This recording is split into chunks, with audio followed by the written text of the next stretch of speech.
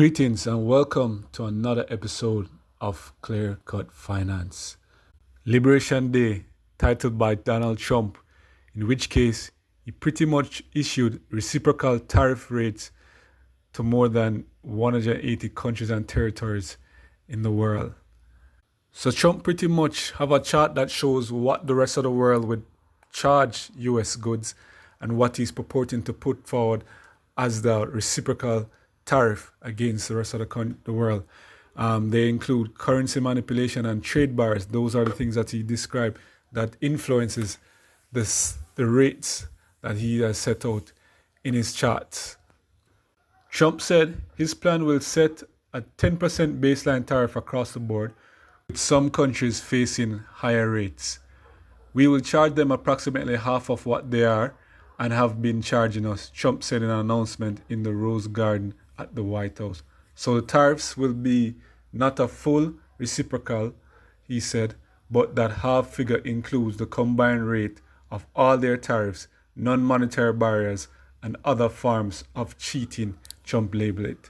So China, European Union, Vietnam, Taiwan, Japan, India were some of the persons who received sizable reciprocal tariffs. And of course, countries in our region, the Caribbean region, was not spared. Jamaica slapped with 10%, Trinidad slapped with 10%, Bahamas 10%, Guyana, however, they were slapped with 38%. And it was alleged that Guyana is 76%. That's the charge to the US. And so they are slapped with half in this case. So it's 38% Guyana is slapped with discounted reciprocal tariffs, Trump announced. Barbados with 10% and Cayman Islands with 10%. Jamaica pretty much exports 47.2% thereabout to the United States, 9.1% to Russia, 8.6% to Latvia, 6.2% to Iceland, and 4% to United Kingdom, just to name a few countries. So a lion's share of Jamaica exports goes to the United States of America. So US is pretty much Jamaica major trading partner.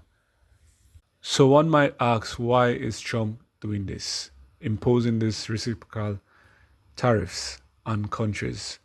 One might actually be to boost domestic manufacturing by making foreign imports more expensive, encouraging companies to shift production to the United States. But this might come with an issue. Higher tariffs on imports could increase costs for US consumers, potentially raising prices on goods like cars. Some companies may absorb part of the cost to avoid losing customers, while some won't be able to. Another reason is raising revenue for the federal budget. Tariffs act as a tax on imports. So the US importers will pay more in taxes. So Trump's economic team actually suggested that the revenue gain would help to offset the cost of extending the 2017 Tax Cuts and Jobs Act, which is set to expire in 2025. The tax cuts would actually reduce government revenue by $4.5 trillion from 2025 to 2034. Trump advisors claims tariffs could generate over $6 trillion in revenue over a decade. The issue now is experts doubt tariffs could fully replace income tax revenue. In 2024, the US collected $77 billion from tariffs, 1.57% of the total federal revenue. A 20% universal tariff could raise $3.3 trillion by 2034, far short of the revenue needed. Even a 70% tariff hike wouldn't generate more than $1 trillion, making a full tax replacement highly unlikely. The other reason, using tariff as a negotiation tool. Trump sees tariffs as a stronger bargaining tool than economic sanctions for pressuring countries like Mexico, Canada, and China on key issues, including illegal migration and the fentanyl smuggling. The issue now is retaliatory tariffs could trigger trade wars, harming US businesses and global trade. So if we were to conclude, his reason is pretty much protect US industries, generate revenue, and strengthen trade negotiations. However, the risks include higher consumer costs, inadequate tax revenue replacement, and economic disruption from trade wars. The effectiveness of tariffs depends on a balancing these goals with potential economic consequences.